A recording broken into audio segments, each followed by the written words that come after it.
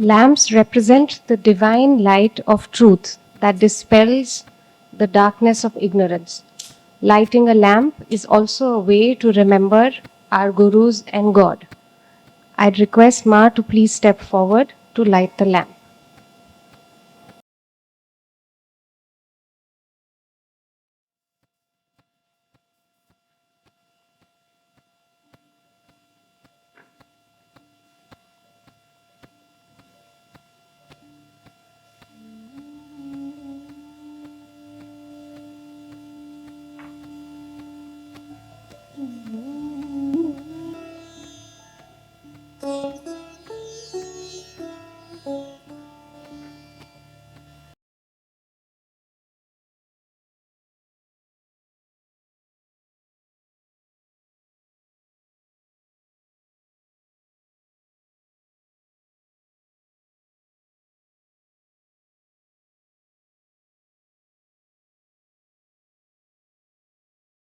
Thank you, Ma.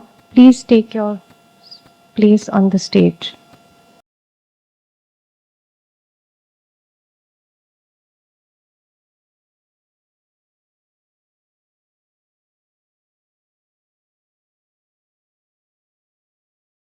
Lord Ganesh is Vignaharta, the remover of obstacles, symbolizing good beginnings that culminate into successful outcomes. Now that Mao has taken the vow of forging ahead 500 steps, expanding the work of God and Gurus exponentially, we take a moment to remember Lord Ganesh through a composition by Sri Adi Shankaracharya ji, Ganesh Pancharatnam. Can I please request Kanchana ji, Gayatri ji, and Bharat ji to come for the stuti?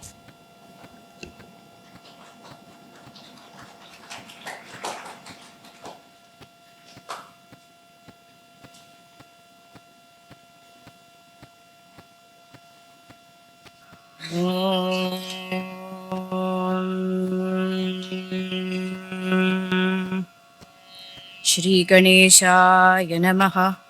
Shri सरस्वत्यै नमः। श्री गुरुभ्यो नमः। हरिः ओम। जय गणेश जय गणेश जय गणेश पाहि मां। जय गणेश जय गणेश जय गणेश रक्ष मां। जय गणेश जय गणेश जय गणेश पाहि मां। जय गणेश जय गणेश जय गणेश रक्ष मां। मुदाकरात् मोदकं सदा विमुक्तिसाधकं कलाधरावतंसकं विलासि लोकरक्षकम् अनायकैकनायकं विनाशिते भदैत्यकं नताशुभाशुनाशकं नमामि तं विनायकं न ते तरातिभीकरं नवोदितार्कभास्वरं नमत्सुरारिनिर्जरं लताधिकापदुद्धरं सुरेश्वरं निधीश्वरं गजेश्वरं गणेश्वरं महेश्वरं तमाश्रये परात्परं निरन्तरं समस्तलोकशङ्करं निरस्तदैत्यकुञ्जरं दरेतरोदरं वरं वरे भवक्त्रमक्षरं कृपाकरं क्षमाकरं मुदाकरं यशस्करं मनस्करं नमस्कृतां नमस्करोमि भास्वरम् अकिञ्चनार्तिमार्जनं चिरन्तनोक्तिभाजनं पुरारिपूर्वनन्दनं सुरारिगर्वचर्वणं प्रपञ्चनाशभीषणं धनञ्जयादिभूषणं कपोलदानवारणं भजे पुराणवारणं नितान्तकान्तिदन्तकान्तिमन्तकात्मजम् अचिन्त्यरूपमन्तहीनमन्तराय कृन्तनं हृदन्तरे निरन्तरं वसन्तमेव योगिनां तमेकदन्तमेव तं विचिन्तयामि सन्ततं। जय गणेश जय गणेश जय गणेश पाहि मां। जय गणेश जय गणेश जय गणेश रक्ष मां जय गणेश जय गणेश पाहि मां जय गणेश जय गणेश रक्ष मां जय गणेश रक्ष मां जय गणेश रक्ष मां.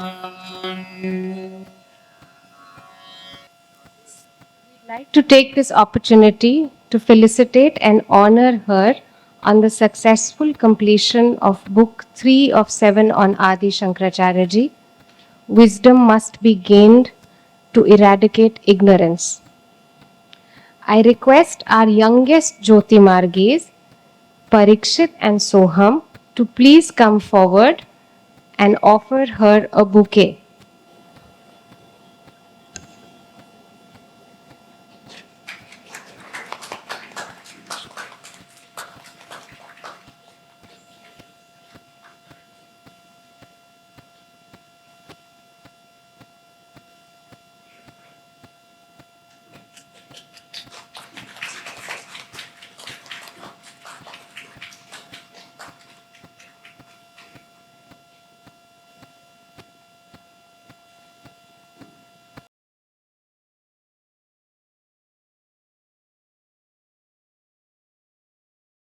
Before we have the honor and privilege of listening to Ma, I'd like to invite Raghu on stage to share a few words on Ma, please.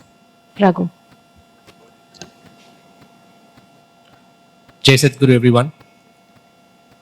My humble pranams at the lotus feet of our dearest Ma and all our revered gurus who are always watching, guiding and protecting us. It's my honor and deep privilege to introduce Ma at this grand book launch event. I wish to shed light on Ma through a series of questions that were inspired by our dear gurus earlier today morning. They are equally eager to project her as their foremost disciple, just as she strives to portray them as exemplary role models for today's society. Who is Ma? Is she a loving mother? Yes. Is she a strict father? Yes. A grandmaster in multiple disciplines: yoga, food, health, meditation, pranayam, parenting, business? Yes. A skilled doctor who treats all three ailments at our mind, body, and Atma? Yes. A historian unearthing true history of not just Bharat, but the genesis of whole cosmos? Yes. A revivalist for Sanatan Dharma through her prolific writings? Yes. A patriot with intense love for our motherland? Yes.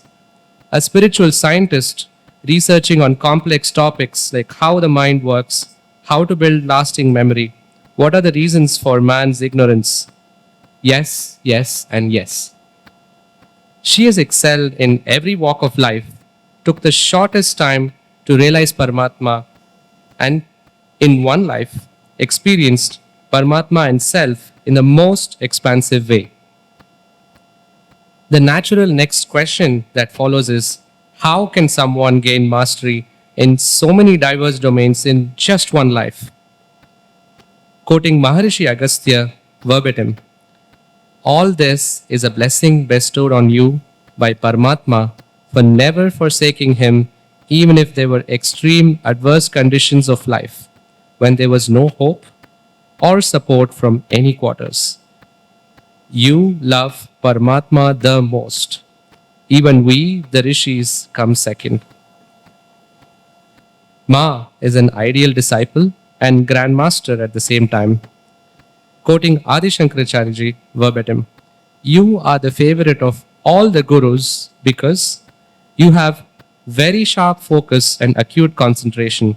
You have very acute comprehension skills due to your intensely calm mind procured with daily meditations and prayers of many previous incarnations. You have conquered time. I wanted to briefly expand on this very vital point for everyone's benefit with a quote from Spirit in Life blog. Endowment of time. Beating time, conquering time. Time is the rarest commodity that God has made. Time conquers and wins everyone. Time cannot be conquered unless you learn how to meditate. Time is saved if the mind does not scatter and all energies harnessed in the human body and mind at optimum. Furthermore, at the highest level of cosmic consciousness, the soul in the end conquers time and triumphs. Last but not least, Ma has an unquenchable thirst for knowledge and has been under the tutelage of 13 highest rishis in this life and has mastered each of their specializations. These 13 exalted rishis are Maharishi Vishwamitra, Maharishi Markandeya, Swami Adi Shankaracharya, Swami Shivananda, Maharishi Amara, Guruji Krishnananda, Mahavatar Babaji, Maharishi Agastya, Maharishi Kashyap, Maharishi Brigu, Swami Kartikeyan, Maharishi Bogarnath, and Guru Gorakhnath. What is the relationship between Ma and the divine rishis? Ma and the rishis have a very beautiful bond built on divine love and mutual respect. Ma is deeply moved by the lives of rishis, how they underwent severe hardships over many lifetimes, spanning lakhs of years for the single goal of God realization. And once they had Ishwar Sakshatkar, when Paramatma asked them what they wanted, they simply offered all their tapful to him, saying, "You may use it for welfare of mankind at an opportune time." How inspiring, isn't it? She derives immense joy in bringing out these stalwarts from obscurity and installing them as ideal role models for today's deteriorating society. Similarly, gurus want to project Ma to the world as their foremost and most favored disciple. She is one of them, but living in this polluted world purely out of love and respect for them and Paramatma. Time and again, they shower her with abundant blessings and love, as she never says no to any task given to her. She toils tirelessly and executes all divine projects they strategize in the astral plane within stipulated time and in most cases ahead of time. Quoting Ma verbatim on why her work is so physically and mentally exhausting. When a single particle is brought down from the astral plane, a part of the brain is burnt. We all can imagine the collective impact on her body and mind if she is constantly involved in this arduous task all day long, 365 days in a year. It is indeed a labor of love. She does all this while continuing to elevate her spiritual stature by constantly escalating her sadhana based on guidance from our dear rishis, rewiring her brain many times over, following strict and intense routine to achieve Kayakalp. She lives every moment of her life by God's will and never asks anything for herself or for her family. She is ever giving, always praying for world peace and the welfare of her disciples. Why are Jyotimarg books so engaging? In each of the books, there are two parallel tracks, Rishi's biography and Ma's life. These two are interspersed to emphasize how to live life by God's will and, more importantly, how Ma's life experiences, challenges, trials, and the eventual triumph embodies this spirit very poignantly. This is a secret why Ma's books are so engaging. Why does Ma take her disciples on yatras like this one? During a yatra, Ma takes us to the holy sites where rishis did penance to help us absorb the divine vibrations, clean our subconscious mind, and also perceive how difficult their lives were.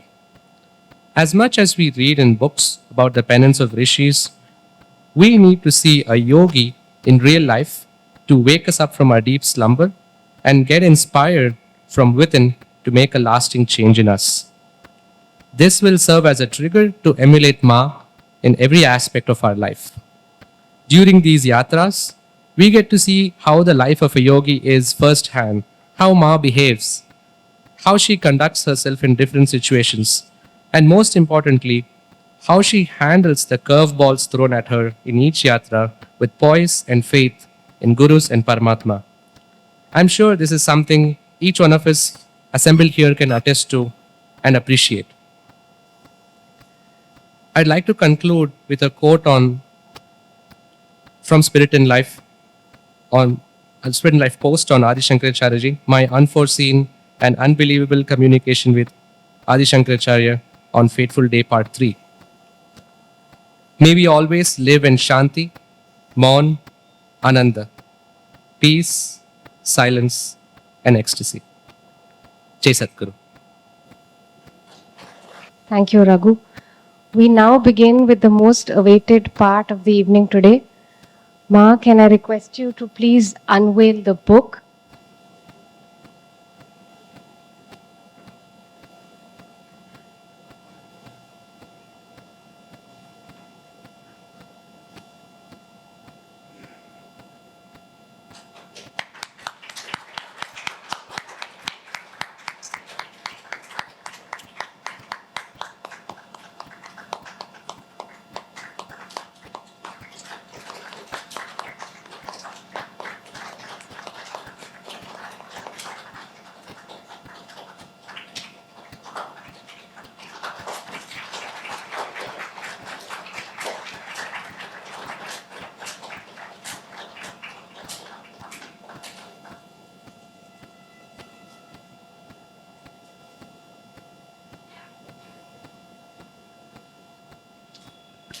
Thank you very much, Ma. We are an eager audience waiting to hear from you now.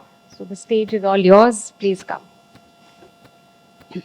I have selected some quotes from the book, and I don't have much to say. The reason is that just touching the book has overwhelmed me.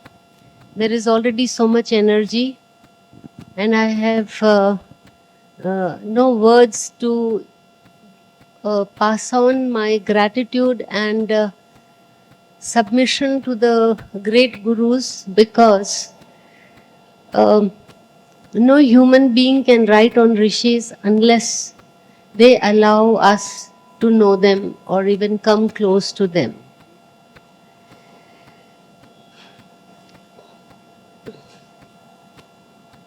It is not only my book, it is also a book of all the Jyoti Margis and the many people who are silently supporting us. They have been very cooperative, and to get books to Bodh Gaya in a bulk number was a very tedious job, to get them from a remote place in South India to a very remote place like this. But it was the wish of Adi Shankaracharya that the book has to be launched in Bodh Gaya. So we are here, and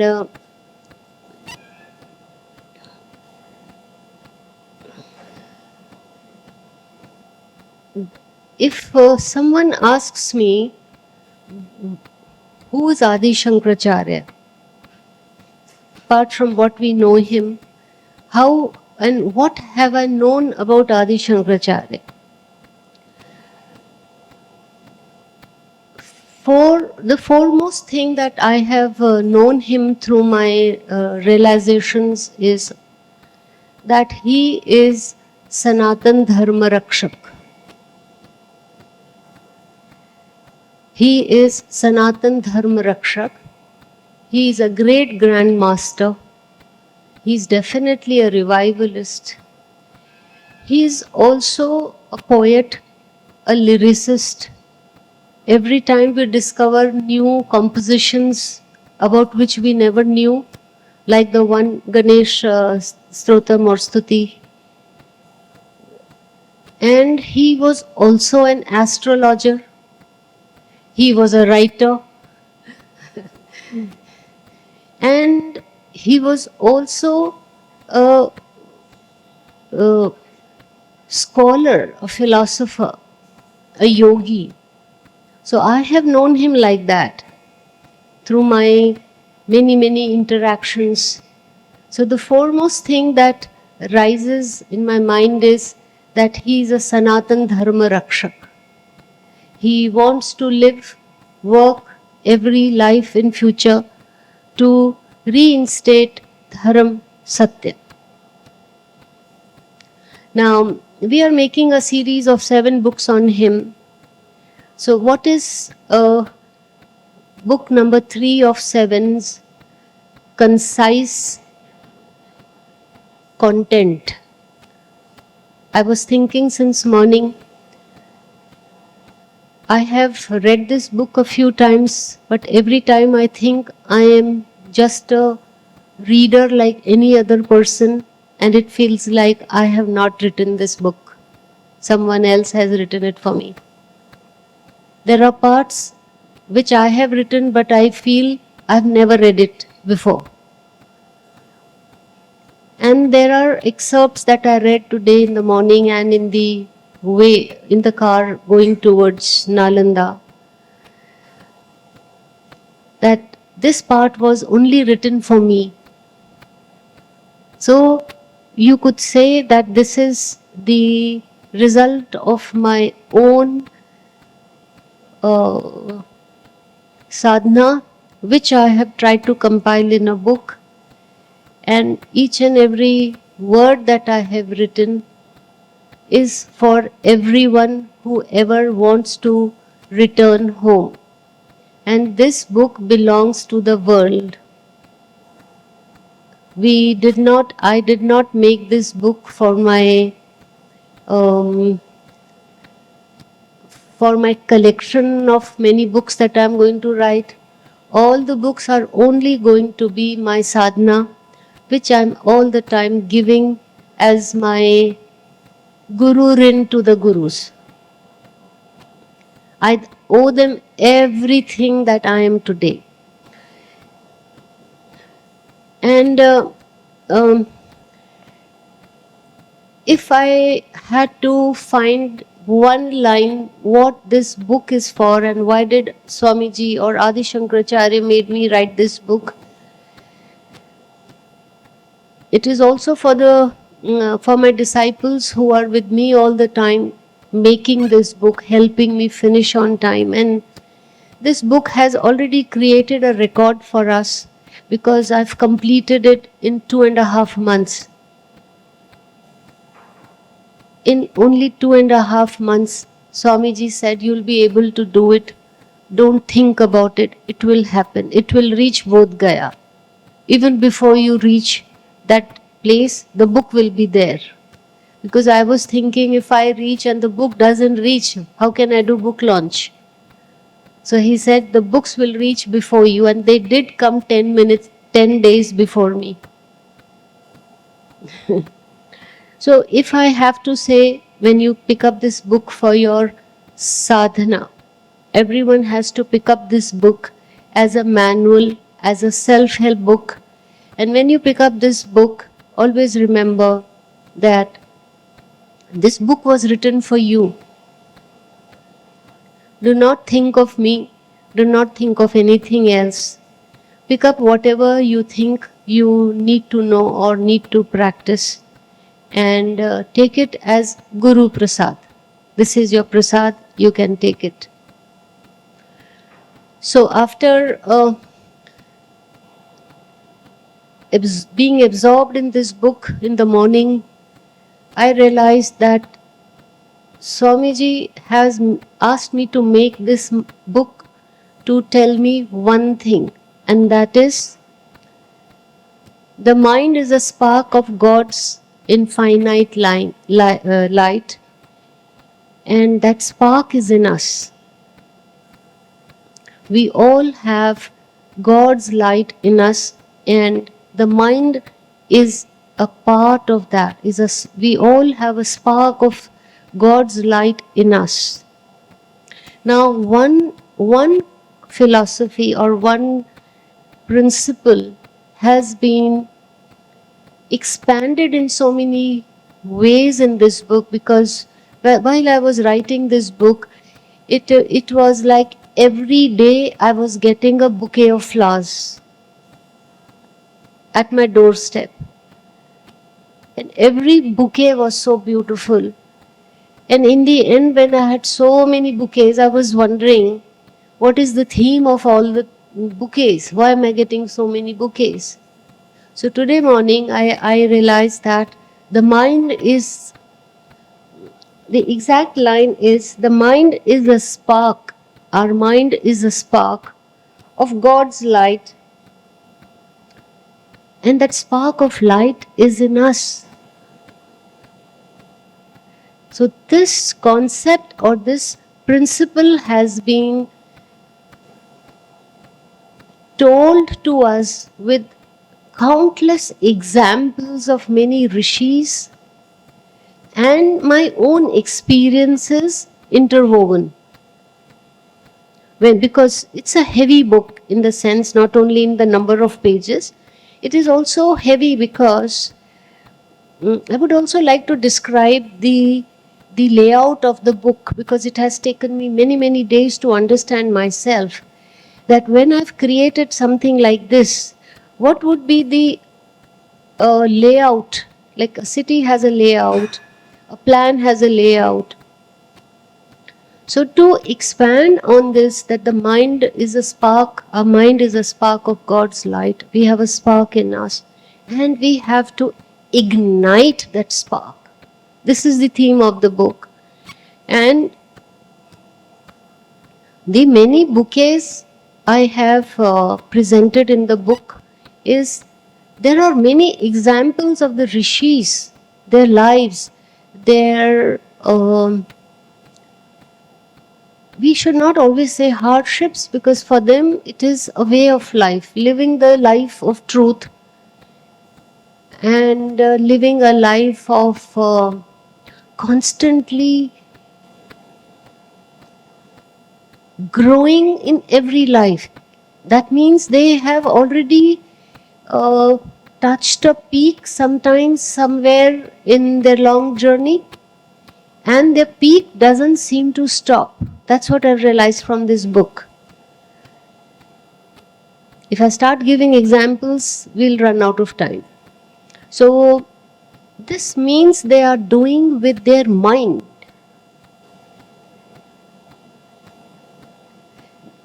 That same mind we have, and we have to ignite that spark. So many examples are given, and I have I was little baffled by the forewords that I'm writing, because the foreword itself looks a book to me. It looks like, why are we writing more? If we just write the foreword, that itself is a book. So I'm realizing that the level of the minds of the rishis, the level is so high. They're at the pinnacle. And Adi Shankaracharya ji, through his book, because we have not only written about Adi Shankaracharya ji, we have also showcased so many rishis, like I said, many bouquets.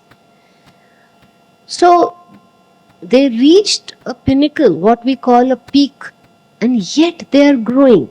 So this means that the mind's energies are infinite. That's what I realized today. And what are the three Shaktis that the mind mostly all of us have? If they have not developed, it's a different thing. But they are the three same Shaktis that they have and had. We have and they had. And that is Ichha Shakti, Kriya Shakti, and Sankalp Shakti. And in one of my meditations, I was told by Paramatma that there is no end to your Ichha Shakti. Because every time I complete a mission, a daunting mission, they said, you move on to the next. If I finished my work just now, or even before it is at the wrapping up stage, I'm already writing the next book. I'm writing book 4 of 7 already. So this means the mind is not only elastic, we can absorb those light rays coming from many sources, and we can also continuously regenerate ourselves through a mind, a body, a spirit. Even spirit, that is Atma, can be regenerated because we have covered it with our ignorance. So there is this very beautiful poem that I have written. I would like to end that with that because it should stay with us forever. So this book has, just to give you a glimpse and make your reading easy. This book has a poem of resilience of mind and body. This was made, this was asked to write, Adi Shankaracharya ji made me write. This is about my own life in Rajgir once.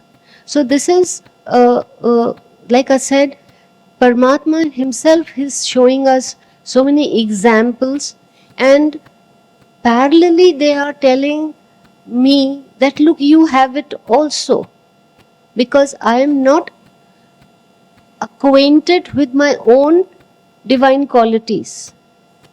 We are not acquainted. We do not know what qualities we have and if I have developed it or not. So the reason why they keep quoting me, or they the incidents of my life or my past experiences of so many lives before, I was wondering why they keep telling so much about me. So I have today understood that they keep telling me about my past lives so that I know myself very well. So there is one very nice poem, Resilience of Mind and Body. So this is the theme of the book, that in Hindi for resilience there is an equivalent word. Today I was finding what could be the equivalent word for resilience in Hindi, because I have always used this word in English. So one of the words is paltav, lachkilapan, elasticity. So this is quite close to the meaning that I have written in this book. Resilience of mind and body means that we should not be complacent. We are capable of so many things, we must try, and we must not scatter our mind. We must take utmost care of our mind, because there is a spark of God in us. If we ignite that spark, we are going to have many divine energies. And the most beautiful part that I read today was that even wisdom is energy. This is actually a scripture. This is actually a shastra. There will be times when you read this book, you're going to read a few pages.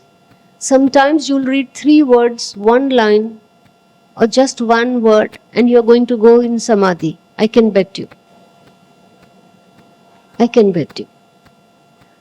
Because the word resilience itself has been on my mind since morning. That means we all have it in us. So paltav means in Hindi that palat ke aa jana. That means when we are defeated in life, when we lose something, or we fail in some mission, we all have some goal. We may not be able to achieve that, or we attempt something, we do not succeed, we give up. So the message of this book to the world should be, paltav means that you feel defeated, you walk out, but don't go, come back. Palat ke wapas aao. Come back again. In wrestling, if someone has defeated you, get up again. Get up again. It's not the number of times that you have fallen. What matters is how many times you got up. So do not think of your lives as a sad part, or we are weak, or we are not like you. Please don't say that. Okay. So it's a very beautiful poem, and in this book there are two poems, one in the beginning and one towards the end, which has the word resilience, resilience of mind and body. In the end, it is resilience of mind. That is what I would like to end with. And then the book says that how are holy cities made in Bharat. I know about Bharat, so I'll only speak about Bharat. So before any city, holy city, any tapsthali banti hai, we make a place of penance, but even before anyone does any penance, it is the sankalp of Paramatma which takes place, and the vibrations of Om are embedded in that place. Even before the holy city is made, even before the rishis go there, a lot of Om vibrations are first made available or embedded, so that that place is sanctified, and the rishis go as per the wish of God. And this is the history of how Kashi was made. Kashi was not the original plan of God, it was Maheshwar, which we have done in Kashi, right? All that first part we have done. That Maheshwar was an attempt, it didn't work out. So then the focus shifted to Kashi, and it took some thousands and lakhs of years to even make Kashi a manifested or in a physical form. So we have discussed chapter 1 Kashi, and Maheshwar is just a prelude. Then chapter 2 says about Sambhal. And in Sambhal was not in the original plan in this book. It looks like it has nothing to do with Adi Shankaracharya, but it is there. So these are examples of many holy cities, and Adi Shankaracharya ji told me that he and Markandeya Rishi have a strong willpower, very, very strong willpower, and with their willpower, they have made 1,25,000 Shivalingas underground, because they have got to know from Paramatma that in future many temples will be vandalized or broken or destroyed. So this book also says, our series of books are going to say a lot of these things, and the common thing in all the books will be that all the holy places have three things. One is like the university that we saw in the morning, Nalanda University. It is made on the penance of 2 lives of Adi Shankaracharya there, and on that was built Nalanda. So even before Nalanda was made, a yantra was made underground. In invisible form, a yantra is already there, that no one can rob, that no one can take it away from us. So Om is embedded in a place. Then we have a rishi. After living in Kashi, Adi Shankaracharya ji had already planned for Sharda Peeth in Kashmir. See the kind of work they do, constant work, consistently going on. So they knew the future of Kashi. So see how God's plan work. Some of the Brahmins were already sent to Kashmir. They are the Pandits of Kashmir, right?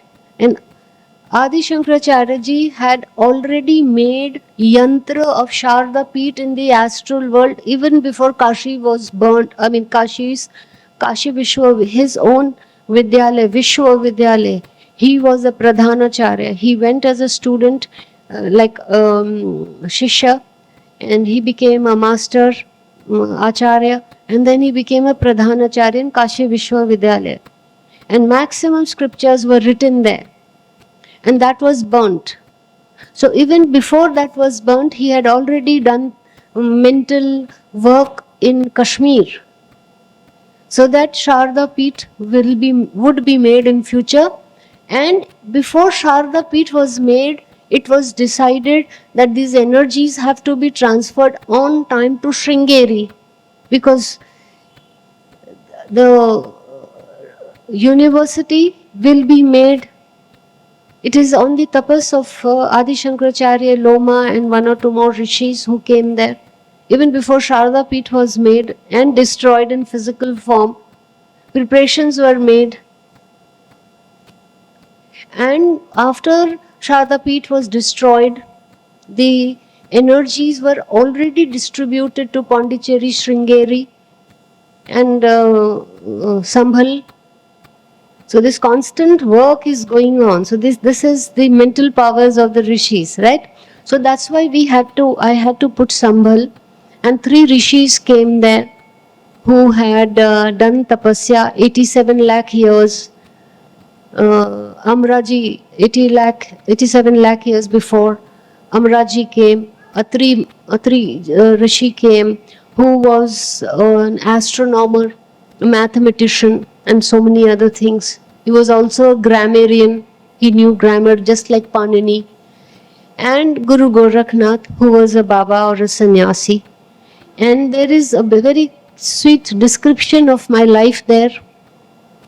And my 6th life was there. And due to the tapasya of Guru Gorakhnath, I had aroused my 6th chakra. But the journey from 6th to 7th chakra has taken 102 lives for me. My 6th life was in Sambhal. Due to the Om vibrations of Guru Gorakhnath, I have absorbed.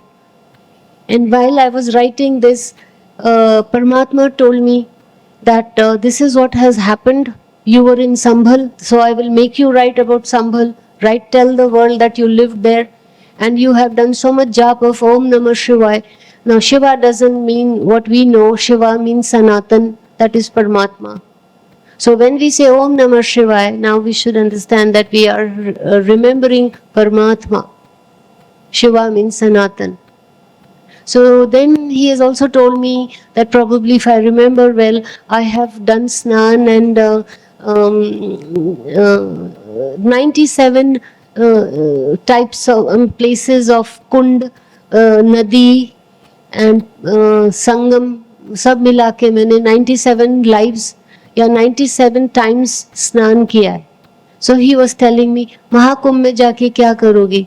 ये किताब लिख रही हो, तुम्हारा संगम भी हो गया और तुम्हारा महाकुंभ भी हो गया. यही सब कुछ, मतलब आपका स्नान घर बैठे हो गया है कि तुम्हें क्या जाने की जरूरत है. तुमने तो ऑलमोस्ट 100 times तुम कितने जगह कितने तीर्थ कर चुके हो. सो वो बहुत इंटरेस्टिंग एपिसोड है संभल का. तो that is Sambhal. Then Bodh Gaya, yes we know, अमराजी came and he left behind his tapasya or powers for many people like us who should move on from 5th to 6th chakra or maybe 6th to 7th. So that is a part. And in the end, one day I was taken back. I was taken up, not back, but up, that is in the skies. Astrally, Adi Shankaracharya ji took me somewhere where I am touching the stones, grey stones, and I could recognize that this is Martand Surya Mandir. And then my hands got energized and my navel was totally energized, as if I have some kind of Kundalini Shakti or something. So I said, I do not understand what kind of Shaktis I've got, though I'm in Dhyan and Samadhi. So he said, look, you have touched Martand Surya Mandir, and they still have the stones, though the temple is devastated, it's completely gone. But in the astral form, the temple is in exactly same physical, you could say not physical, but in the astral condition it's the same, and there are energies there, and I have made you experience that. So you have touched the astral version of the temple. So that is why in the end I have put black and white picture of mine when though it's a color photo, but we decided in the end that we will put it in B&W, that is black and white, because the astral world doesn't have many colors. And there is one pranayam practice, Uttam Anubandhit Shwas Kriya, and Adi Shankaracharya ji is adamant. He doesn't give up on us, though we keep forgetting what he tells us to do. He wants all of us to have very good memory. Smriti ko jagao.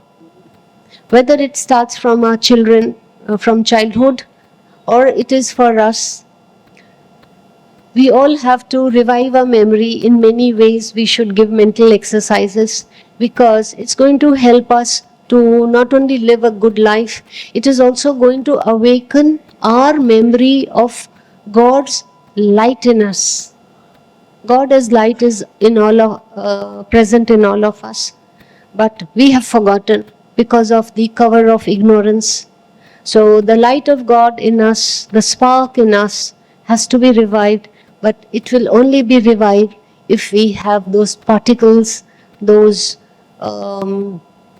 crystals in our brain and our manas. The smriti of Paramatma is in our manas, it is also in our brain. So the brain has to be developed. That is why the constant effort of myself on you, that please regenerate, work on your mind, work on your body. It will not happen. Self-realization will not happen if you do not recharge, regenerate your mind and body. They are all interlinked. We are one unit. Our body, mind and soul are one. In the end, there is a synthesis. Mind, the power of mind reflects in your actions in your body.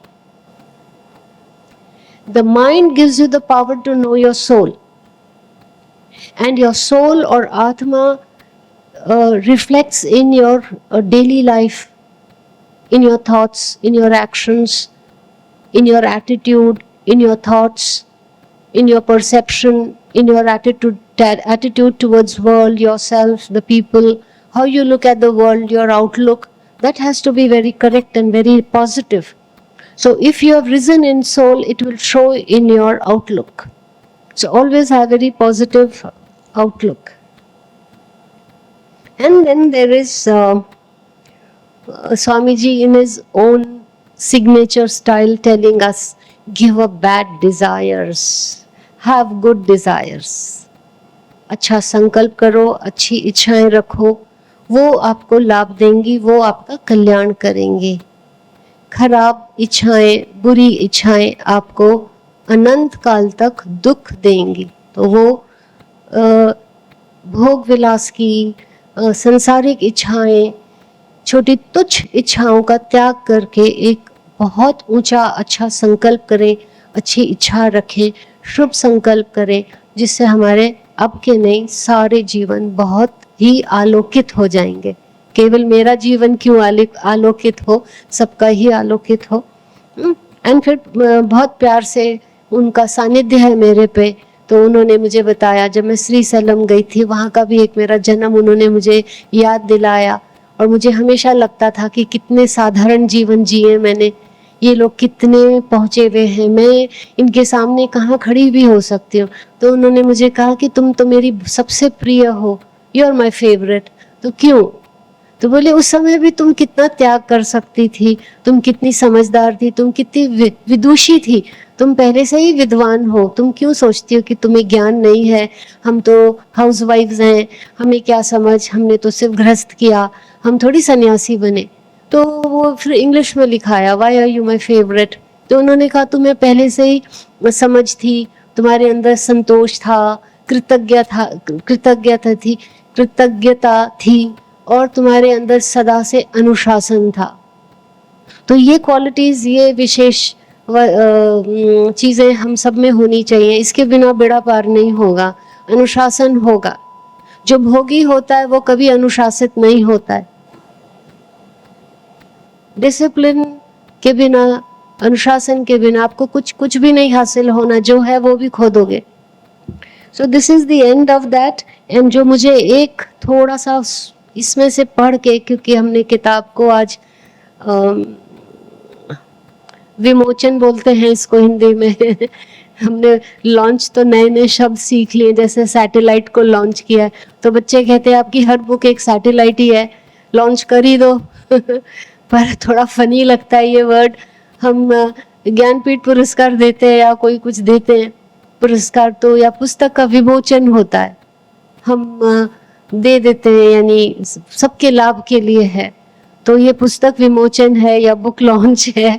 तो ये एक excerpt है, एक बहुत मुझे आज सुबह से मतलब घर कर गया है, और मुझे लगता है वो सबके लिए, फॉर द होल वर्ल्ड, जो भी ये सुनेगा आगे. कुछ पोर्शंस, कुछ हिस्से मैंने हिंदी में बोले, क्योंकि कई लोग मुझे अलग से भी लिख के भेज रहे हैं कि हिंदी में भी थोड़ा बोलिए, अंग्रेजी हमें पूरी आती नहीं. कोई बात नहीं, 4 पहिए हैं तो 2 हिंदी के लग जाएंगे, 2 अंग्रेजी के लग जाएंगे, गाड़ी चलनी चाहिए. पहुंचना है ना, गंतव्य पे पहुंचना है हमें बस, और क्या है. भाषा तो एक बहाना है, मन समझ जाए बात को, आत्मा जाग जाए, बस हो गया काम मेरा, है ना. मन के जितने भी भेदभाव हैं, मन में जितनी संकीर्णता है, नैरोनेस है, वो हमको निकालनी चाहिए. हमारे पास जो भी आए वो हमारा है, प्रेम से हम एक हो जाते हैं. अगर हम अपने आप को थोड़ा विशेष समझें और कहें कि नहीं आप अलग हो, हम अलग हैं, तो आत्मा तो नहीं जुड़ती है. सो भगवान के दर पे सब जिसको आना है, जैसे मंदिर खुला है, एक बार सुबह दरवाजा खुलता है, रात को बंद होता है, कोई भी आ सकता है. तो भगवान का द्वार, गुरुओं का द्वार हमेशा खुला होता है.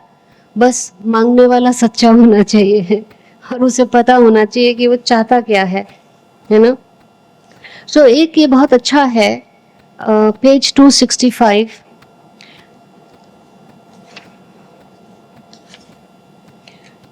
पाँच मिनट होंगे ऑर्गेनाइजर्स. तो ये छोटी सी है, मैं एक्सर्प्ट पढ़ूंगी तो आपको शायद कुछ चीज़ें छूट जाएंगी. छोटी पोएम है, पढ़ लेते हैं. ये मुझे आदि Shankaracharya ji, he made me write when he told me that I have lived in Rajgir. So there are 2 poems, Resilience of Mind and Resilience of Mind and Body. They look alike. There is a series, string of poems I've written on wisdom, and a string of poems I've written on resilience. Right? पलटाव, कि पलट के आना है. I love this word, पलटाव. हाँ? Resilience of Mind, Adi Shankaracharya, 13/1/24, Rajgir. This is the mind is everything. You must keep it robust. You should keep your mind robust, healthy, and independent of influences of weak minds around you. You never know when you have absorbed that influence which will take away your power from within. First, empty out from your mind what came as a dust of the weak, belittling, poor, or dark thoughts unknowingly.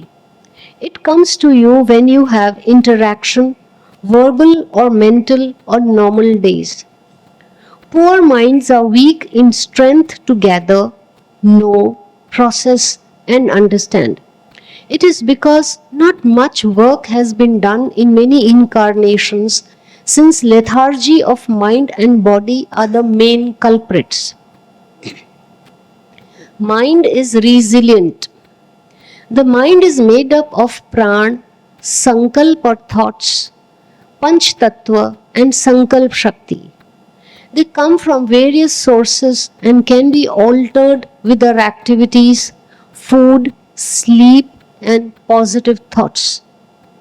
If we continue to feed it with the above ingredients and use our sankalp shakti to manifest a future with a clear vision of prosperity, of mind, body, and spirit, we shall be able to do it surely. The mind has renewable energy in the form of pran, vichar shakti, and sankalp shakti. Never allow it to degrade with negative influences. It takes immense power to regenerate the mind incessantly. Daily mental exercise and new network connections are mandatory. People are lazy, negligent, and ignorant about the powers of a mind and its multiple functions. Without, without its good health and fitness, you shall slowly disintegrate and lose previous wisdom. Like cells in the body, the mind has units of absorbed energies as wisdom, precaution, remembrance, and renewal. Allow it to reform from time to time with mental exercise and practice revision.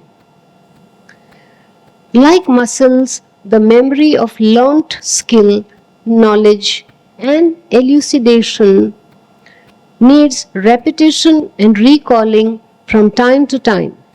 Do not let the previous effort go to waste by your ignorance and lethargic nature. Mind needs full care, attention, workout, practice, and revision of different activities.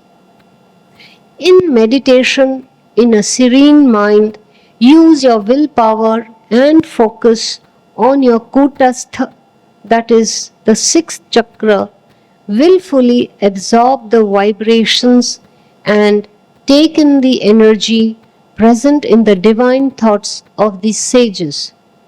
They will remove the debris of those weak, poor, and fractured thoughts of weak people. Never allow those thoughts to permanently embed in your psyche. They will slowly wipe your robust positive thoughts.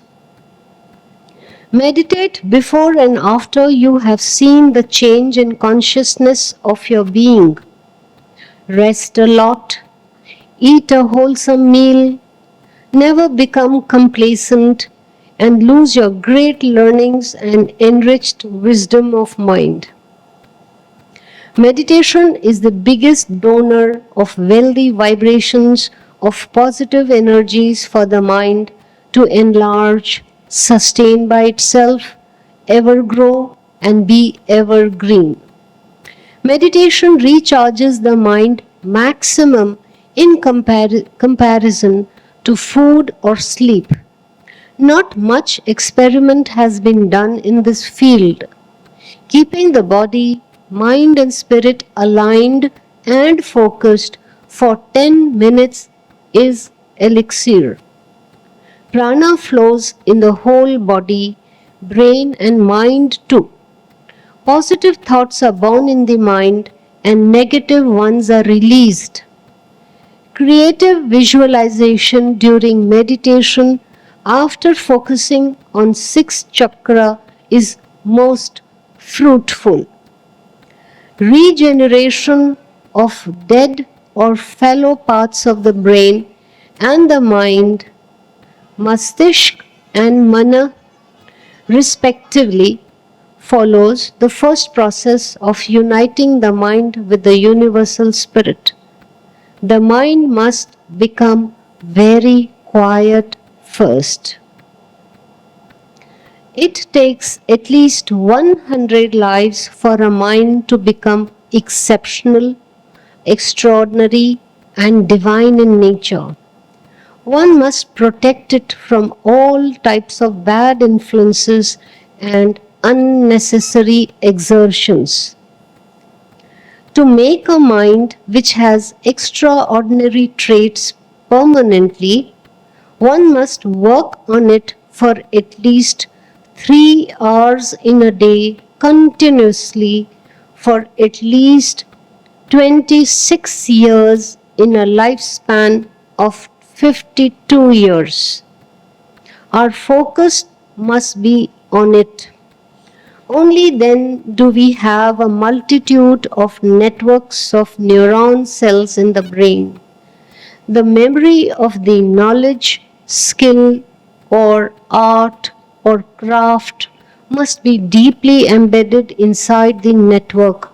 Otherwise, the networks snap and fail. Extraordinary minds and brains are made when we toil, relearn, reintegrate old networks of the brain. Never put a stop to learning and educating yourself, even now, no matter how many years you are today. No matter of how many years you are today.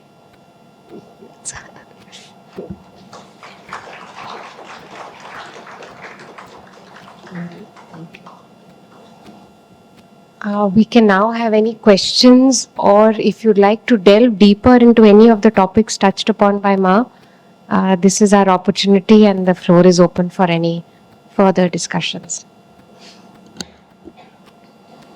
Jai Sadhguru Ma, it was a beautiful introduction and the flow of the complete thoughts and the chronology of the orders, the way the book is made. Ma, you said that Adi Shankaracharya wanted to release this book in Bodh Gaya. Adi Shankaracharya ji wanted to release this book in Bodh Gaya. So, of course, was it, I mean, like, iska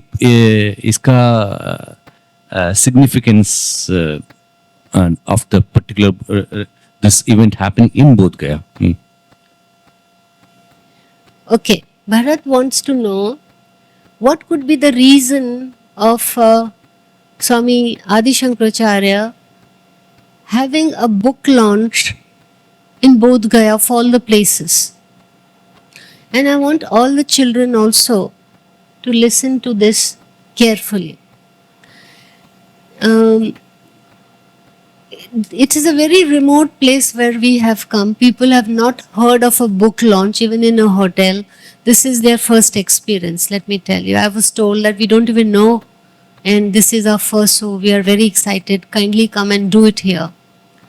The reason for Swamiji to ask us and send us here all the way, there are two reasons mainly. One is that Bodh Gaya, because of Amra Maharshi, has the tapas shakti of his previous tapasya, so that many of us who are on 5th chakra can open it fully and move on to 6th. And from 6th, we can go to next, that is 7th. So, or there are sub levels. So, if not quickly from 5th to 6th, at least there are 7 layers between 2 chakras, sub levels, say 5, 5.1, 5.2, so 5.6, then we reach 6th chakra. And even between 6.1 and 6 and 6.1, that is, say, we reached 6th chakra, that is 6, number 6. So, instead of quickly jumping from 6.6 to 6.7 or from 6.7 to 7, that sub stage also could take many years or lives. So to explain, we feel it's like mathematics. No, because the whole body has to be transformed. So if we are not jumping from whole numbers, 5 to 6, it's not like that, but this is just a way to explain. So even if we have moved in a sub level or sub level, it's an achievement. So that is one boon we have got, one ashirvad we have got, correct? And there is also the temple of Vishnupad where we went yesterday. To get mukti, the biggest hurdle is pitra dosh. So some of us have got pitra dosh because We have all gone there yesterday. So that hurdle has been removed. To go to that temple, we had to come here. And the other reason, the third reason is that since some of you don't know what I have written, first of all, Amaraji came here in Bodh Gaya, where we are today. Paramatma asked him to do his tapasya here for future sadhaks, so that they could rise from one chakra, or like some kind of elevation had to be done. Correct? But Adi Shankaracharya ji also knows or knew at that time that Amaraji has extremely strong, powerful thoughts. His powers in thought are exceptional, right? And he is a master of formation of thoughts, how they are born, how they die. In his own mind, he can see it happening. It means he just has to be quiet, and he knows who's residing where, who's thinking what quality of thought that person has. And collectively also for the world, he is working on that level where the collection of thoughts as a jumble of thoughts as power. If it is negative, he tries to destroy. If there is one good positive thought, he will add his own power to make it more strong. So that power Amaraji has. Now when Adi Shankaracharya ji was in Rajgir, which is close by, which is I think 50-60 kilometers from here if I'm not wrong. So when Adi Shankaracharya ji came to Rajgir, right? So after Kashi, he reincarnated in these two places because he was very successful as a master and he had his own Vedic Gurukul. So here also he came. That means he took 6 lives in Kashi and 3 lives in Rajgir and 3 here, or 2 I think in Rajgir and 3 here. So interspersed, that means in this time period of say 6,000 or 7,000, he was what kind of trajectory he was making. He was born in Kashi, he had a Gurukul. He would leave his body, then reborn as a teacher or master in Rajgir. Then come back and rebirth in Kashi, then Nalanda, Rajgir, Kashi. This is the route or the places he was born. In all these 3 places, he was only doing what? Teaching young boys. Correct? Now, Adi Shankaracharya ji had one prodigious disciple called Ram Prasad. So the gurus are, even after they have many gurukuls, they have many students, say in 20,000, 50,000 years, they might find one probability of an exceptional disciple. I am now going into detail. And they watch over them, especially prodigies, to be, if there is any spark or potential. So Adi Shankaracharya ji, to pray or to meditate further for his disciples, he came to Bodh Gaya from Rajgir, imagine, because he is not as strong as Amaraji. Means in comparison, Amaraji has spent more lives and time on this. This is his forte. So he was very worried for his little ones, all these young boys. And why was he worried? One is, yes, he wanted to work extra on the prodigious child, extraordinary if there was any. The other was that he wanted to give his own mental power or special training to those boys. For what?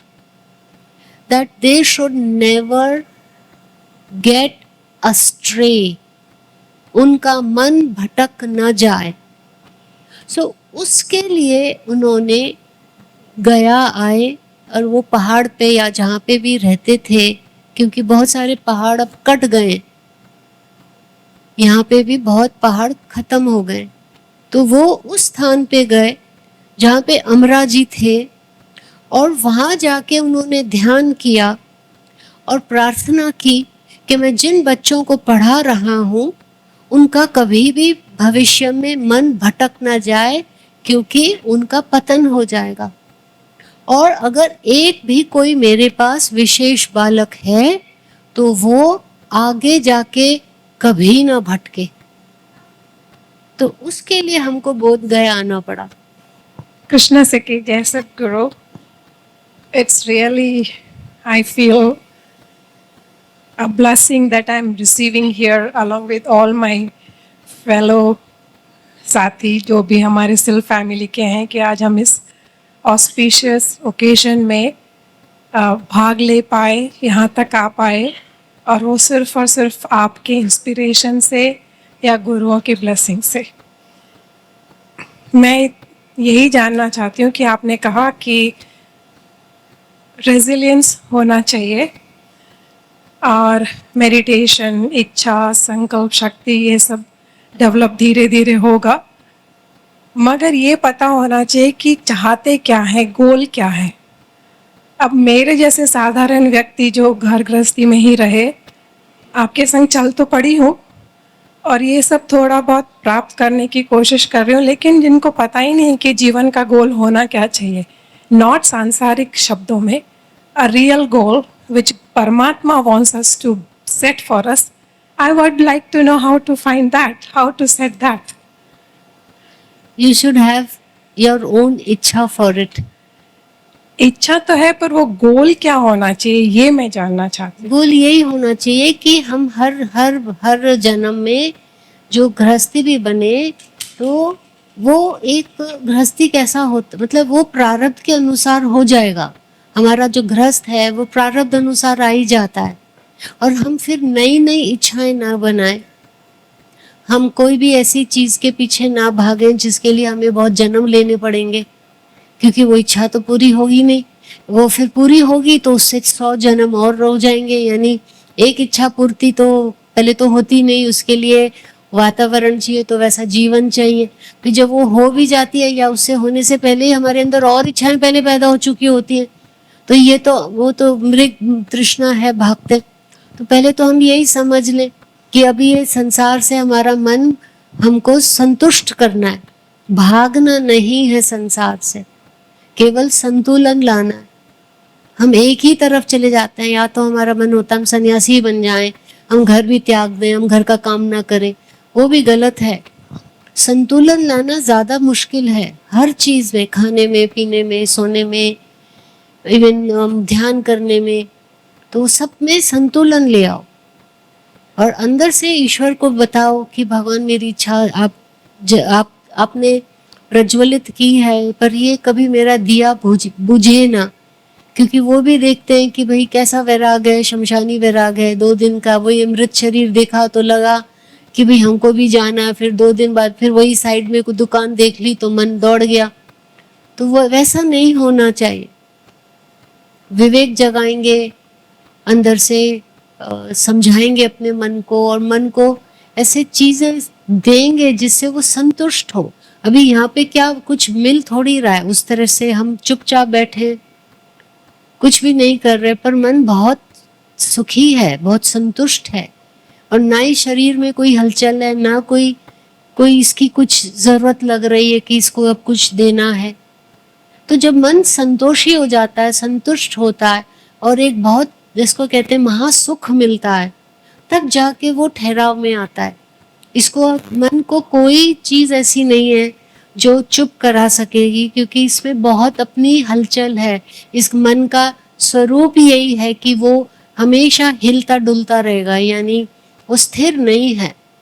और मन को केवल एक चीज, एक ही का तरह से हम शांत कर सकते हैं, या थोड़ी देर के लिए, जैसे कहते हैं ना, वो निष्क्रिय हो जाता है, और वो है भगवान का नाम, किसी भी तरह का, चाहे वो ध्यान समझ लें, भजन, अब भजन कीर्तन में भी आनंद आया, वो ध्यान स्वरूप ही लगा मुझे तो, जो हमने कीर्तन भजन किया उस दिन बहुत आनंद आया।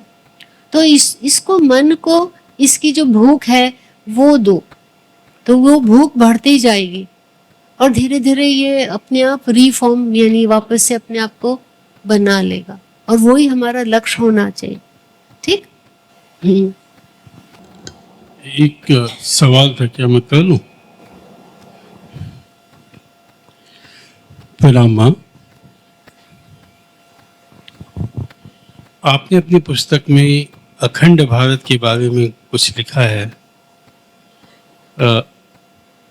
For the better reach of that, अगर आप उसके बारे में कुछ शब्द बोलें। इनका प्रश्न है कि आपने किताब में अखंड भारत के बारे में भी लिखा है। ये जितने भी हमारी पुस्तकें अभी बन रही हैं, खासकर आदि शंकराचार्य जी की, आगे मुझे पता नहीं, पर ये जो सीरीज हमने बनाई है स्टार्टिंग फ्रॉम बुक 1 अभी तक जितनी भी बनी है, इसमें बहुत ज़्यादा हमने क्या बोलते हैं इसको, हमने बीच बीच में बार बार ये किसी भी तरह से, हर तरह से समाधान दिया है कि जो हमारा आज विश्व है वो बहुत क्या बोलते, बहुत अच्छे स्थिति में नहीं है, it's not in a good condition, और इसमें बहुत अशांति है और बहुत ज़्यादा जिसको हम बोलते हैं डिग्रेडेशन ऑफ एनवायरनमेंट हो चुका है, और बहुत इस तरह की चीज़ें हैं जिसमें जिसको हम कहते हैं कि जिस प्रकार से पृथ्वी थी या जैसी थी वैसी अब नहीं है, तो वहाँ से हमको हर प्रकार का दुख या कमियां हैं, यानी बहुत अच्छी जगह नहीं है आज। एक बहुत जिसको हम बोलते हैं कि एक चैलेंज है रहना, जीना, अपनी आजीविका, टू अर्न अ लिविंग एक चैलेंज हो चुका है, क्योंकि miss management of the world है। करेक्ट। तो हम लोग अगर पॉलिटिकल सॉल्यूशन ढूंढते हैं वो भी पूरा नहीं पूरा पड़ता, यानी वो करेक्ट नहीं है, वो हमें इनकम्प्लीट है, उससे कुछ ठीक होता नहीं है। अब फॉर एग्जाम्पल जैसे हम घूम रहे हैं, इतना भारत देख रहे हैं, कितने हमने प्रांत देख लिए, तो कभी तो हम मन में सोचते हैं कि हमने इतनी ज़्यादा प्रोग्रेस की है इसलिए इतनी प्रॉब्लम्स हैं हमें, ज्योग्राफिकल, सोशल, पॉलिटिकल प्रॉब्लम्स है। पर जब हम बहुत जैसे एग्रीकल्चरल साइड में जाते हैं, जिसको हम बैकवर्ड बोलते हैं, कि यहाँ तो हमें ये भी नहीं वस्तु मिली, बिजली नहीं, पानी नहीं, या स्कूल नहीं, कॉलेज नहीं, तो हमें लगता है कि ये यहाँ कैसे जी सकते हैं कोई। तो हमें ही नहीं पता कि हम चाहते क्या है। आप सोचो ना, क्योंकि मैं भी आज सुबह सोच रही थी कि दिल करता है कि भाई हम यहाँ साफ सफाई ला दें, हम इनके लिए अस्पताल ला दें, ये कर दें, पर वो पॉलिटिकल विल के बिना नहीं हो सकता। क्यों, कोई कुछ राज्य हैं जो इतना आगे बढ़ गए, तो ये असमानता हमें बहुत दिखती है। अब हम देश देश को भी कंपेयर करें तो बहुत अंतर है, ऐसे करते जाएंगे तो सब जगह हमें असमानता दिखती है, कुछ यूनिफॉर्मिटी नहीं दिखती। फिर हमें लगता है कि अशांति भी है या डिस्ट्रीब्यूशन ऑफ वेल्थ नहीं है। ये मार्कंडी जी ने बहुत अच्छा मुझे समझाया था कि बहुत असमानता, इन मतलब डिफरेंसेस बहुत हैं, और वो इक्वालिटी और स्टेबिलिटी लाना वर्ल्ड में आज बहुत मुश्किल हो चुका है। वॉर्स भी हैं क्योंकि उसमें कमर्शलाइजेशन, हर चीज़ में कैपिटलिज्म है, ये सब बहुत सारी चीज़ें हो गई हैं। तो अभी जैसे अब आपने मेरे मुंह से कैपिटलिज्म वर्ड निकला, मुझे याद आया, मैं एक दिन ऐसे ही सोच रही थी कि हम कहते हैं मार्क्सिज्म फेल हो गया, राइट, सोशलिज्म फेल हो गया, अब हम कह रहे हैं कैपिटलिज्म भी फेल हो गया, तो कौन सा इज्म वर्क करेगा? हमने ट्रायल करके सब देख लिया ना, पहले हम लोग जैसे राजा लोग थे, किंगडम्स थे, फिर वो बोले कि नहीं वो कास्ट सिस्टम करते थे, या जो भी जैसा भी हम कहते हैं कि भाई वो आपस में भी लड़ रहे थे, तो वो भी फेल हो गया। हम कहते नहीं, डिडंट वर्क आउट। फिर हमने इज़म्स ला दिए, किसी ने कहा सोशलिज्म वर्क करेगा, वो उसमें भी वही हो रहा है जो पहले हो रहा था। इन इक्वालिटी तो तब भी देखी, अगर आप देखेंगे तो फिर किसी ने कहा कि नहीं, जो नीचे गिरे हुए लोग हैं जिनको हम लेबर बोलते हैं, वर्कर्स हैं, या जो भी जो हाथ से काम करते, वो उनको हम लोग एक्सप्लॉइट कर रहे हैं, तो दूसरा इज्म आ गया, कम्युनिज्म आ गया। पर करप्शन तो कहीं से नहीं जाता हुआ दिख रहा है मेरे को। अगर हम अब इसीलिए सब बहुत एक के अंदर एक गुत्थी आ रही है। आप कोई भी इज्म लगा दो, कैपिटलिज्म, इज्म, तो भी करप्शन तो सब जगह है। या फेवरेटिज्म बोल दें, या हम कहें कि, तो ये चीजें सोशियोलॉजी से देखें, पॉलिटिकल साइंस से देखें, तो मुझे तो कभी समझ ही नहीं आई। फिर हम देखते हैं कि कोई मनुष्य ऐसे हैं जिनके पास सबसे कम पोजेशंस थी, पर वे बहुत आनंदित और सुखी रहे, और वो बोल रहे हैं कि हमने संसार का सबसे बड़ा सुख पा दिया। तो एक थोड़े से वो हैं जो ऊपर जाके बोलते हैं, यानी कॉन्शियसनेस को बढ़ा लेते हैं, तो वो कहते हैं कि नहीं, हमें तो वर्ल्ड बड़ा परफेक्ट लगा, हम तो आए, हमने तो बहुत अच्छे से जिया, हम तो खुश हैं, पर हमारे पास शायद एक झोपड़ा और एक लोटा और एक चटाई थी, और हमने संसार के लिए बहुत काम किया। यानी सोशल वेलफेयर भी उन्होंने किया है। अगस्त्य महर्षि की जीवनी से मैंने ये बहुत सोचा कि सोशल वेलफेयर तो वो कर रहे थे। अब सोशल वेलफेयर करने के लिए मार्क्सिज्म आया, कम्युनिज्म आया, सोशलिज्म आया, कोई कंट्रीज ने, वर्ल्ड में वॉर्स हो गई, क्योंकि कोई कह रहा है कैपिटलिज्म होना चाहिए, कोई कह रहा है कम्युनिज्म होना चाहिए। पर सोशल वेलफेयर तो इतना नहीं हुआ ना, और करप्शन भी नहीं गया। तो ये जो अराजकता हो जाती है, या असमानता होती है, या डिस्ट्रीब्यूशन ऑफ नेचुरल रिसोर्सेज ठीक से नहीं होता, या वेल्थ हमारी डिस्ट्रीब्यूट नहीं हो रही ठीक से, वहाँ से पीड़ित होते हैं लोग। यानी ऐसा लगता है कि समाज का संतुलन ठीक नहीं है। अब अभी जैसे अगर हम लोग मतलब अगर हम भारत को विकसित नहीं करें तो दिक्कत आती है। आप विकसित कर लोगे, पर्यावरण की हत्या हो जाएगी, लिटरली पर्यावरण विल बी द विक्टिम। अब डेवलपमेंट हमने इतना फास्ट कर सकते हैं हम लोग, पर पेड़ नहीं लगा सकते ना इतने फास्ट, लगाते भी नहीं है। पेड़ तो 50 साल लगेंगे, और किसी को 1 सेकंड में फॉरेस्ट को क्लियर करने में हफ्ते लग सकते हैं। तो स्पीड ऑफ डिस्ट्रक्शन इतनी फास्ट है, और कंस्ट्रक्शन तो स्लो है। तो जो एवोल्यूशन है हमारा, ह्यूमन एवोल्यूशन, ये ऋषियों से मैंने समझा कि जो एवोल्यूशन है वो इतना स्लो है, पर इसका ऑपोजिट इतना फास्ट होता है। हमारा डिग्रेडेशन बहुत फास्ट होता है, as humans, as minds, as environment. तो इसको बैलेंस हम नहीं कर पा रहे हैं, और हम ये संतुलन को बिगाड़े जा रहे हैं। तो इसका क्या कारण है? क्या हम इतने नासमझ हैं? फिर हम कहते हैं नहीं, विकसित तब होंगे जब सारे वर्ल्ड में शिक्षा फैलेगी। अब शिक्षा में, एजुकेशन में इतना करप्शन है, तो क्या हम एक्चुअल में एडुकेटेड हो गए?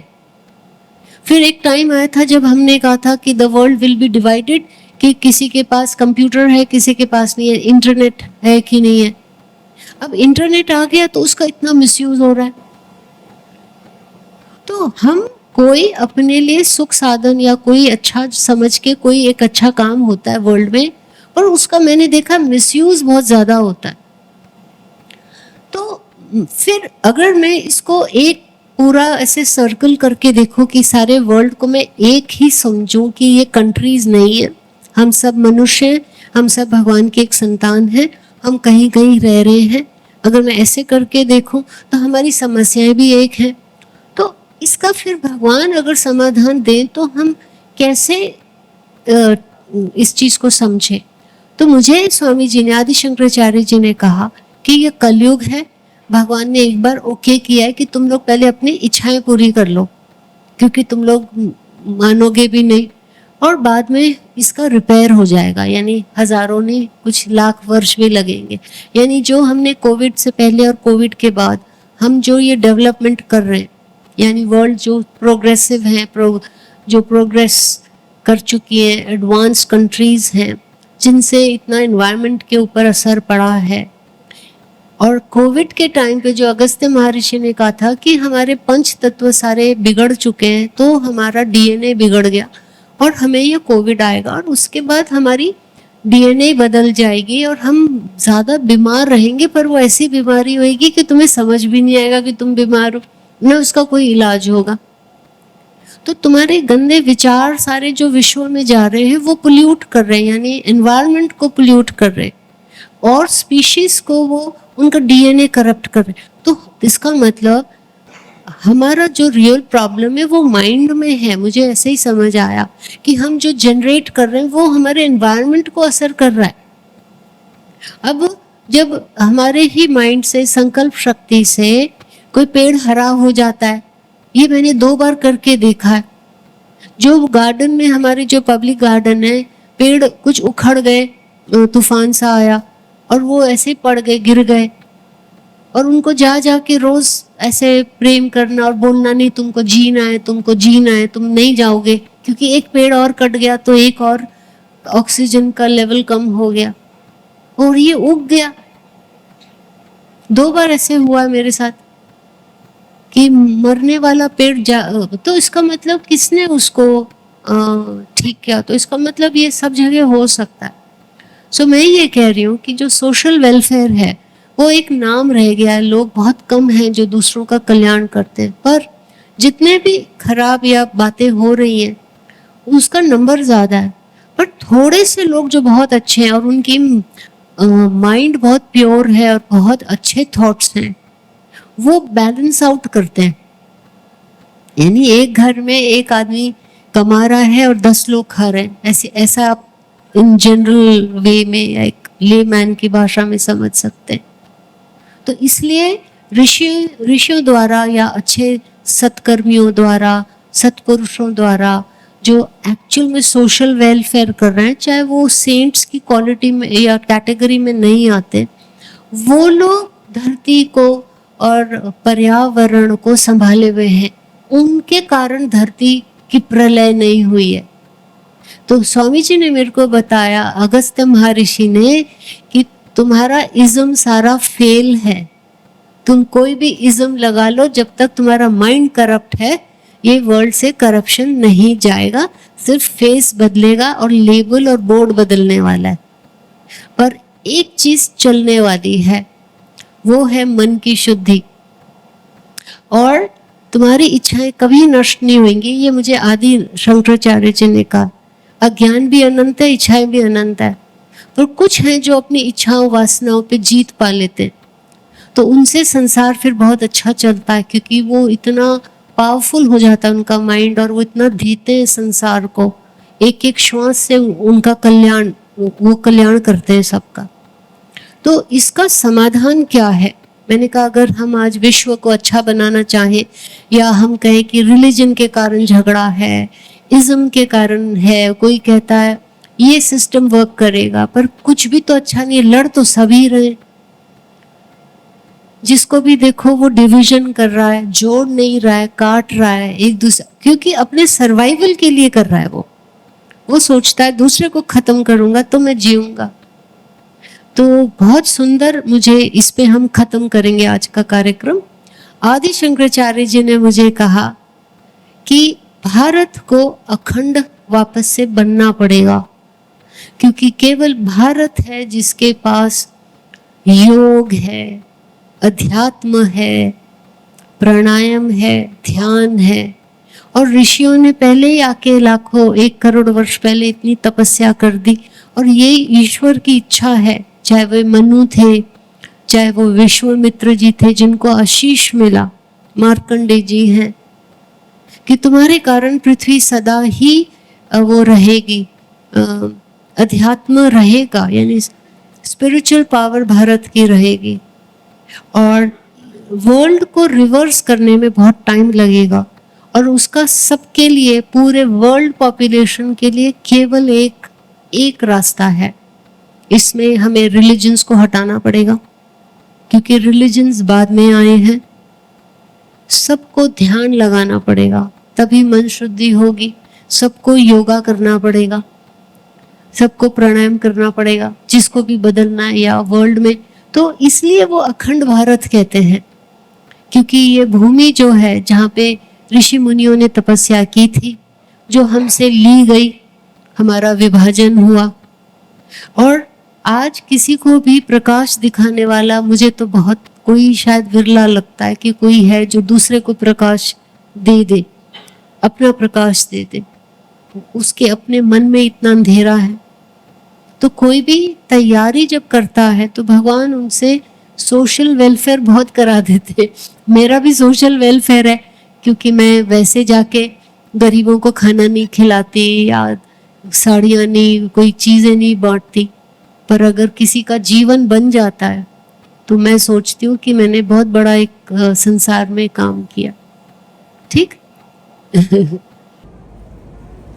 With this, we end our book launch session today. We thank Ma and the Gurus for giving us another chance to immerse ourselves with divine thoughts and words. We express our everlasting gratitude to them and pledge to continue walking on the path shown by them. Thank you. Jai Sadguru.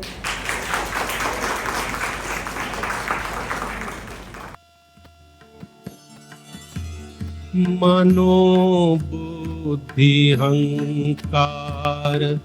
चित्तानि नाहं न च श्रोत्रजीवे न च घ्राणनेत्रे न च व्योमभूमि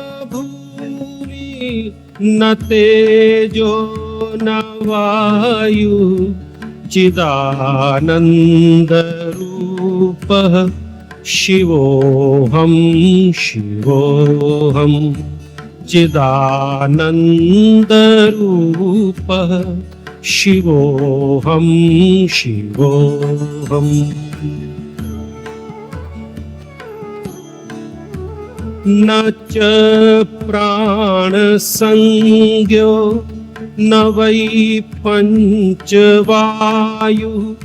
न वा सप्तधातु न वा पञ्चकोशः न वाक्पाणिपाद न चोपस्थपायु चिदानन्दरूपः शिवोऽहं शिवोऽहं चिदानन्दरूपः शिवोऽहं शिवोऽहम्।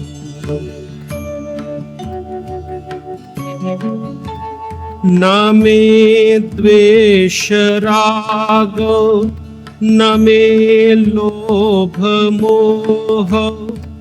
मदो नैव मे नैव मात्सर्यभावः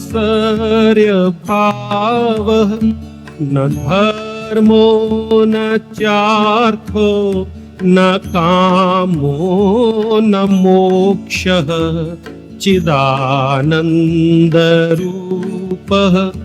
शिवोऽहं शिवोऽहं चिदानन्दरूपः शिवोऽहं शिवोऽहम्।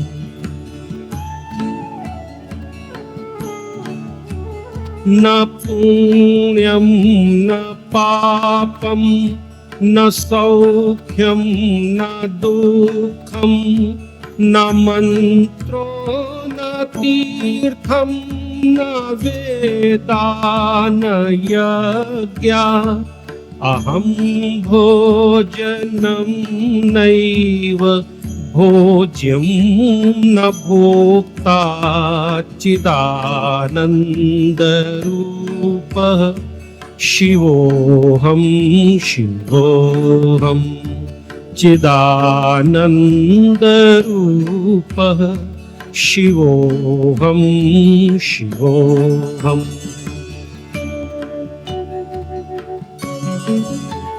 न मे मृत्युशङ्का न मे जातिभेदा पिता नैव मे नैव माता न जन्म न बन्धुर्न मित्रं गुरुर्नैव शिष्यः चिदानन्दरूपः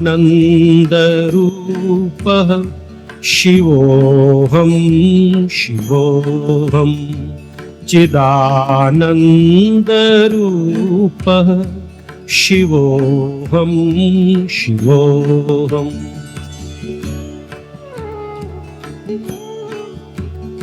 अहं निर्विकल्पो निराकाररूपो विभुर्व्याप्य सर्वत्र सर्वेन्द्रियाणां सदा मे समत्वं न मुक्तिर्न बन्धः चिदानन्दरूपः शिवोऽहं शिवोऽहं चिदानन्दरूपः शिवोऽहं शिवोऽहम्